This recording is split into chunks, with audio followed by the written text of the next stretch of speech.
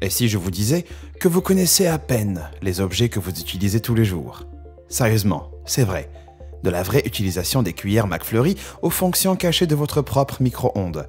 Préparez-vous à découvrir des secrets que vous ne connaissez pas sur des objets du quotidien.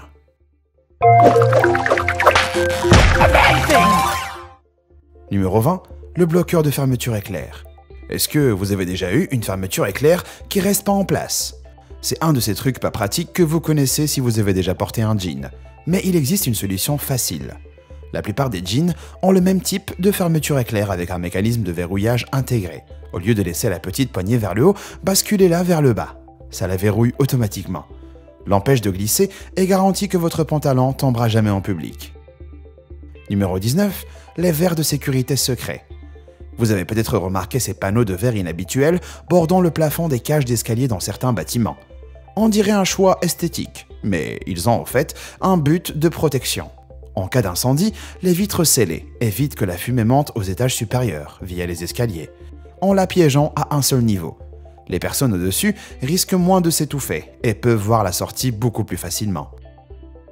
Numéro 18, les espaces dans les toilettes. Pour les touristes aux États-Unis, un des pires trucs, c'est la découverte de larges espaces entre les portes des toilettes. Et pour ceux qui se demandent pourquoi cette pratique perverse existe, la réponse est pas top. Les portes sont spécifiquement faites pour minimiser le niveau de confort et d'intimité. C'est pour forcer les gens à faire leur commission et passer à autre chose aussi vite et proprement que possible, comme on peut les voir faire. Donc apparemment, un design malin peut être désagréable. Numéro 17, les stink pipes. En explorant votre ville, vous êtes peut-être tombé sur ces poteaux inhabituels. On dirait des vieux lampadaires, mais sans la partie lampe. Et vous êtes peut-être resté perplexe. Mais ils ont un but, et c'est assez bizarre. Ces lampadaires sans tête sont en fait appelés stink pipes, ou poteaux puants en anglais. Et vous feriez mieux d'être content qu'ils soient aussi grands. Ils sont faits pour évacuer l'air des égouts, et ça permet d'éviter l'accumulation de gaz dangereux et explosifs en contrebas, tout en évacuant les odeurs. Heureusement, ils sont souvent plus grands que les lampadaires, et l'odeur se dissipe au-dessus de nos têtes et de nos nez. Mais conseil de pro, ne grimpez pas dessus, sauf si vous voulez renifler pendant des semaines. Numéro 16, les crochets de poche. Si vous avez déjà mis vos mains froides dans des poches de votre veste en hiver, vous avez peut-être découvert un de ces crochets reliés à la veste par un cordon élastique. S'ils ne fonctionneront sûrement pas comme grappins miniatures, ils restent pratiques. Ils permettent d'attacher vos clés ou vos cartes pour éviter qu'ils tombent si vous retirez d'autres objets de votre poche. Les crochets se clipsent et se détachent facilement de votre porte-clés et vous évitent d'être enfermé dehors dans le froid, sauf si votre coloc change les serrures. Numéro 15, les pages vierges. En lisant un bouquin, vous avez peut-être remarqué qu'il y a souvent des pages blanches à la fin et ça semble être un gros gaspillage de papier. Mais ça dépend du processus de fabrication. Les livres sont imprimés sur de grandes feuilles qui, selon la taille de la feuille, peuvent contenir plusieurs pages imprimées. Comme ces feuilles ont souvent des pages par multiples de 4, il reste de la place sur un livre avec un nombre impair de pages ou un nombre de pages non multiple de 4. Et pour gagner du temps, les éditeurs gardent les pages vierges, ce qui perturbe les lecteurs. Numéro 14, les bouchons de liège. Si vous avez déjà acheté une bouteille de vin sans avoir de tire-bouchon, vous vous êtes sûrement demandé pourquoi les bouteilles de vin n'ont pas de bouchon à vis. Eh bien, la réponse varie.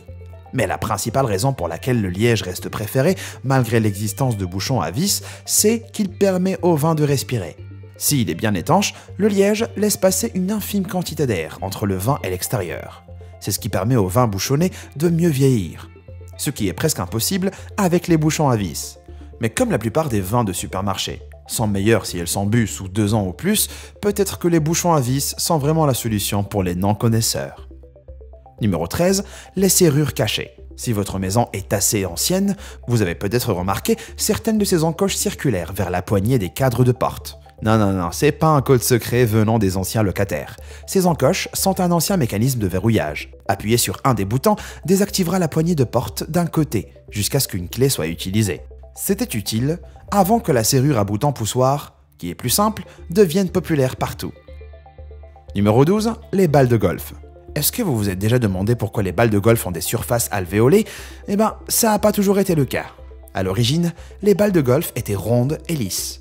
Mais au 19e siècle, les golfeurs ont commencé à remarquer que leurs balles de golf surutilisées, ébréchées et bosselées allaient mieux que les balles neuves.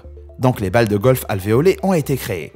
Mais pourquoi les balles de golf alvéolées volent mieux? En fait, quand une balle ronde et lisse vole dans les airs, elle laisse un sillage derrière elle, ce qui crée une traînée et la ralentit. L'ajout de fossettes crée une fine couche d'air qui adhère à la surface, ce qui fait circuler l'air plus loin vers l'arrière de la balle et ça réduit la taille du sillage, puis réduit la traînée. Les alvéoles optimisent aussi la portance sur la balle, lui donnant plus de mouvement ascendant en vol, lui permettant d'aller plus loin, plus longtemps. Alors peut-être qu'on devrait tirer sur les avions avec des fusils à plomb pour avoir des vols plus fluides. Mais mieux vaut demander l'autorisation de la police. Numéro 11, la sagesse du vin. Un jour, vous vous êtes peut-être senti arnaqué en voyant le gros trou qui a l'air de faire perdre de la place au fond de votre bouteille de vin. Mais ce petit trou, appelé cul de la bouteille, remplit plusieurs fonctions importantes. Pour commencer, il aplatit le fond de la bouteille pour l'empêcher de basculer, récupère les sédiments du vin, évitant qu'ils ne sortent. Mais tout ça, c'est sûrement un coup de hasard dans l'histoire de la fabrication de la bouteille de vin. Les bouteilles de vin étaient façonnées en soufflant une bulle de verre et en la faisant tourner. Faire ça laissait souvent une bosse au fond de la bouteille. Mais en appuyant dessus, vers l'intérieur, elle restait bien cachée, tout en ajoutant les avantages ultra pratiques dont je viens de parler. À votre santé. Numéro 10, les points sur le pare-brise. Vous avez déjà remarqué ces points noirs autour du bord des pare-brises de voiture. Mais, à part avoir l'air plutôt cool, à quoi ils servent? Ces points aident en fait à bloquer et disperser la lumière éblouissante du soleil sur les bords des pare-brises, apportant à votre véhicule des mini-lunettes de soleil. Ils servent à faire une transition en douceur à partir de la ligne noire continue autour du pare-brise. Ce qui est encore plus important, la bordure noire recouvre l'adhésif qui garde le verre en place, tout en protégeant des rayons UV. Ça évite d'endommager l'adhésif et votre pare-brise reste bien en place plus longtemps, tout en vous donnant un petit côté pop art. Numéro 9, les sucettes salvatrices. Je ne sais pas pour vous, mais quand j'étais petit, j'étais certain que le trou au bout d'un bâton de sucette servait de sifflet. Mais la vérité n'est pas aussi cool. Le trou est là pour qu'un peu de bonbon puisse durcir dedans, et fixe la boule pour qu'elle glisse pas du bâton en durcissant. Carrément moins fun. Ouais, je sais. Numéro 8, l'aide au passage piéton. Si vous avez des yeux d'aigle ou des doigts d'aigle, vous avez peut-être remarqué ce cadran rotatif bien caché sous les boutons des passages piétons. C'est pas juste pour amuser les enfants qui s'ennuient en attendant. C'est en fait pour indiquer quand c'est sûr de traverser pour les aveugles et les sourds. Quand il tourne, ça veut dire que le petit homme vert est là et qu'on peut traverser tranquillement. Numéro 7, les autoroutes américaines. Vous serez peut-être surpris d'apprendre qu'il existe une logique intelligente derrière les numéros de routes américaines. Les routes paires vont souvent vers l'est et l'ouest, et les routes impaires vers le nord et le sud. Les autoroutes à 3 numéros sont souvent des routes qui font le tour des villes sans les traverser. Par exemple, la I-294 fait le tour de Chicago en contournant la ville. Pratique pour éviter les routes urbaines très fréquentées lors de votre prochain voyage dans le pays. Numéro 6, les précautions des capuchons de stylo. Est-ce que vous saviez que les capuchons des stylos doivent légalement avoir un trou pour sauver des vies? Sans rire.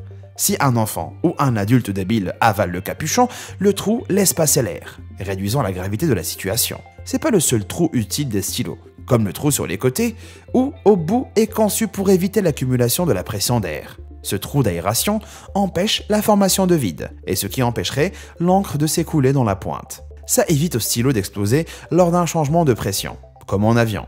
Plein de poches de voyageurs étaient trempées d'encre avant cette invention. Alors on boit un verre à la santé des inventeurs du passé.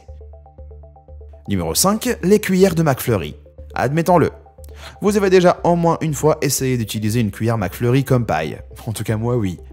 Mais même si on dirait des pailles, ce n'est pas du tout ça. C'est en fait des touillettes ultra sophistiquées. Quand votre McFlurry est fait, la crème glacée et les garnitures comme les pépites de chocolat et le sirop sont versés l'un après l'autre. Et pour s'assurer que les ingrédients sont tous bien répartis dans le McFlurry, le serveur pose votre cuillère au milieu et l'accroche à une machine spécialisée. Une fois clipsé en place avec ce crochet en haut de la cuillère, la machine remue le McFlurry. Et il est prêt pour vous. Bon appétit. Numéro 4, les cercles des paquets de chips. En dévorant des chips, vous avez probablement remarqué ces mystérieux points colorés derrière le paquet. Ils servent à ajouter une touche de couleur, mais pas pour faire joli. Les points permettent aux fabricants de vérifier rapidement la qualité des couleurs produites par leur imprimante. Si les points de couleur ne sont pas corrects, il revient à la chaîne d'assemblage pour être réimprimé. Numéro 3, le mode silencieux du micro-ondes. Est-ce que vous voulez savourer une petite collation sans réveiller tout le quartier avec le bip incessant de votre micro-ondes? Eh ben on a la solution pour vous. Vous vous en rendez peut-être pas compte. Mais la plupart des micro-ondes affichage numérique ont des modes silencieux, souvent activés avec un seul bouton. Il vous faut souvent juste faire un appui lent sur le bouton 1. Une fois que vous avez appuyé suffisamment longtemps sur le bouton spécifique de votre appareil, tous ces bips forts et saoulants devraient être désactivés. Vous pouvez savourer votre burrito tranquille. Numéro 2. Les trous des portes d'ascenseur. Même si on dirait un Judas, ce trou dans une porte d'ascenseur n'est pas là pour espionner qui est dans l'ascenseur. Ces minuscules trous sont en fait des trous de serrure. Ils sont intégrés aux portes d'ascenseur pour pouvoir les ouvrir. Que l'ascenseur se trouve ou non à un étage, ça permet d'accéder rapidement à la cage d'ascenseur en cas d'urgence. Donc dans ce cas, ce qui ressemble à un trou de balle est en fait là pour vous sauver la vie. Numéro 1. Les ailerons des stylos. Si vous avez déjà acheté un stylo d'une qualité légèrement supérieure qu'un stylo bille classique, il peut avoir ces étranges ailettes à l'intérieur. Loin d'être un simple choix visuel, ces ailettes ont un but important. Lorsque l'encre se déplace vers la tête du stylo, elle s'accumule dans les petites nageoires. Donc plus d'encre reste dispo en permanence. Et si la chaleur de votre main provoque l'expansion de l'air dans un stylo, l'encre est envoyée dans les ailettes au lieu d'être expulsée sur votre page ou vos mains. Les stylos plumes ont souvent un mécanisme similaire. C'est un design étonnamment sophistiqué qui vous a peut-être secrètement évité d'avoir des pages pleines d'encre. Alors, avez-vous appris un nouveau truc grâce à cette vidéo? Est-ce que vous avez même déniché un secret dans un objet du quotidien? Dites-le moi dans les commentaires et puis merci d'avoir regardé. À bientôt.